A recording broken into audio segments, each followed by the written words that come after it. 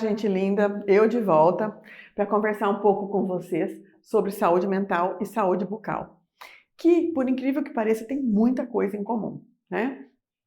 Porque tanto doenças, transtornos mentais podem favorecer o surgimento de cáries e outras doenças bucais, como o contrário, né? O tratamento odontológico ou a insatisfação com o próprio sorriso pode trazer, né, problemas, transtornos psicológicos para o paciente. Bom, vamos começar então pela primeira parte, né? Alguns transtornos mentais que causam ou que favorecem o surgimento, né? Na verdade, é melhor dizer que favorecem o surgimento de cáries e outras alterações. A depressão. Então, o que acontece com o paciente deprimido? O paciente deprimido é um paciente que muitas vezes se abandona, não cuida da higiene pessoal, não toma banho e muitas vezes não escova os dentes. E isso pode favorecer o surgimento de cáries, tártaro e outras condições, né? Por outro lado, ansiedade e estresse. A ansiedade pode causar bruxismo, né? Muitos pacientes ansiosos vão procurar vocês em algum momento porque eles têm que usar as placas, né? Para não gastar os dentes com o bruxismo. Então, o bruxismo, além de dor, desgaste dentário, pode causar até fratura, né? Nessa parte aqui do maxilar, tá? Transtornos alimentares, anorexia, o paciente não come.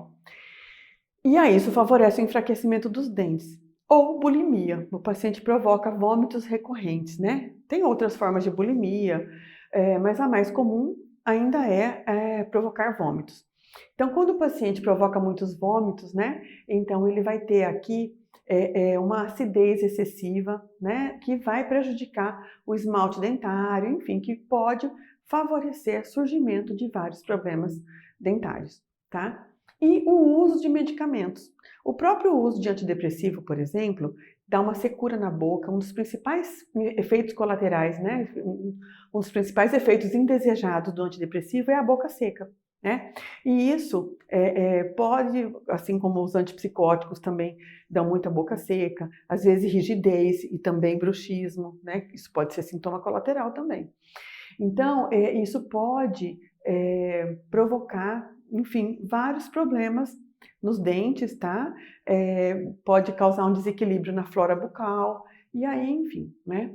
Esses pacientes vão procurar o dentista, no caso, vocês vão atender e vão ter que lidar com isso, e então, por isso é tão importante também na anamnese perguntar para o paciente se ele faz tratamento psiquiátrico, ou enfim, se tem algum transtorno, né? Porque a gente pode ter aí já uma noção dos problemas que pode vir a enfrentar com esse paciente, né?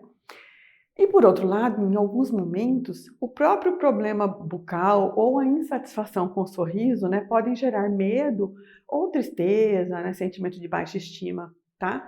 Então, assim, nesse caso, por exemplo, do paciente que tem uma baixa estima pessoal por conta da insatisfação com os dentes, com o sorriso, alguma coisa assim, então o ortodontista vai ajudar muito, né? Na questão da autoestima, em elevar a autoestima para que a pessoa possa ter uma autoaceitação maior, uma confiança, uma segurança no seu desempenho social, né, elevada por esse tratamento, tá? E, ao contrário também, saber que precisa de dentista pode ocasionar medo. Algumas pessoas têm fobia a dentista, né? Por quê? Por vários motivos, N motivos, né? Os mais comuns são aprendizagem, que os pais falam, que dói, que, né? Enfim, os pais às vezes sem saber, sem querer, familiares, né? Não só os pais, né? Mas podem gerar, assim, esse conhecimento, né? Já para a criança, por exemplo, que nunca foi ao dentista, já uma postura aprendida de medo, tá? E medo à dor, inclusive, né? E também, assim, a gente sabe que ir ao dentista, né, ter que abrir a boca, alguém enfiar os dedos na sua boca, né, pode ser uma situação, para muitas pessoas, pode ser sentida como desconfortável, tá? E pode gerar medo. A broca, que faz aquele barulhinho, hoje em dia a gente sabe como evoluiu, como a anestesia evoluiu e como a gente consegue fazer um tratamento dentário sem dor, né? E como os barulhos são suavizados, enfim. Mas a gente sabe, assim, que muita gente chega no consultório já para uma primeira consulta com muito medo, tá? Então, o cirurgião dentista, muitas vezes, ele vai se deparar com essa situação, né? De criança que não quer sentar na cadeira, que não quer abrir a boca por medo mesmo, né? Ou de adulto que quer, que foi lá, que vai pagar, mas que tem dificuldade, que na hora de abrir a boca fica tenso, toda hora pede para parar, né? Então, assim, mesmo a pessoa que quer, né, ela pode ter essa manifestação de medo. E ela pode, então, precisar de algumas estratégias e técnicas para relaxar e para conseguir suportar o tratamento, tá?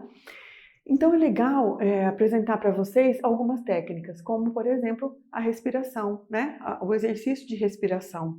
Respirar controladamente, profundamente, né? Por quê? Porque a pessoa ansiosa ela hiperventila, ela respira curtinho, hiperventila, isso pode aumentar a ansiedade, né? Além da respiração, o relaxamento, né? Então, o dentista pode usar técnicas de relaxamento, quem tiver interesse pode aprofundar, tem o relaxamento de Jacobson, que é uma técnica que, embora muito antiga, né, ainda é muito utilizada, né? Contrair e relaxar para sentir a diferença entre contração e relaxamento. E aí essa técnica vai evoluindo, é uma técnica fácil de aprender, né? Quem tiver interesse pode procurar no Google mesmo, né? Que a gente vai ter um monte de referência legal ali sobre o relaxamento de Jacobson, né? O exercício de visualização, pedir para o paciente visualizar uma paisagem, né? Uma fantasia dirigida, né? Que a gente também chama às vezes de sonho acordado dirigido, né? Então, pedir para o paciente visualizar um lugar que lhe seja prazeroso, enfim, né? Isso também pode ajudar, pedir para ele imaginar que ele está nesse lugar. Tudo isso para quê? Para provocar um relaxamento e conseguir muitas vezes ter acesso a esse paciente para que ele possa, enfim, deixar a gente fazer os procedimentos necessários, né? E aí, além dessas técnicas específicas, criar um ambiente propício para isso, né? Ter uma televisão, passar desenho animado, coisas para criança, principalmente, né? Para que ela se distraia, né? A distração também é um fator muito poderoso. E a gente vai falar um pouco mais sobre isso num outro vídeo, né? Essas técnicas, a gente vai falar um pouco mais sobre elas. Mas é importante também entender que todo o ambiente deve ser preparado para causar essa mesma impressão. Na aula passada a gente falou sobre vínculo e rapport, né? Para causar essa impressão de acolhimento, para causar essa sensação de bem-estar, porque tudo isso facilita e impacta de forma significativa no sucesso do tratamento, tá? Então, por hoje era isso. Então a gente se vê no próximo vídeo. Um abraço e até lá!